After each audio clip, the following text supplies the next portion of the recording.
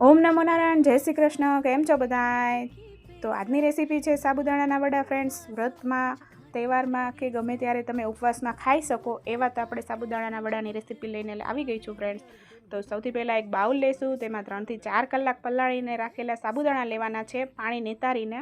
પછી એમાં નાખી દઈશું સિંગદાણાનો ભૂકો, આદુ મરચાંની પેસ્ટ, ધાણા, આખું જીરું, મરી પાવડર, ખાંડ, મીઠું અને લીંબુનો રસ નાખી દેવાનો છે. પછી મિક્સ કરી લેશું અને પછી એમાં આપણે એડ કરશું બટેટા. સારી રીતે મેશ કરવાના છે અને મિક્સ કરીને આપણે એનું એક થીક એવું બેટર બનાવી લેવાનું છે ફ્રેન્ડ્સ. પછી એને આપણે વડાનો શેપ દેશું અને પછી એને આપણે તેલમાં ગોલ્ડન બ્રાઉન થાય ત્યાં સુધી તળી લેવાના છે.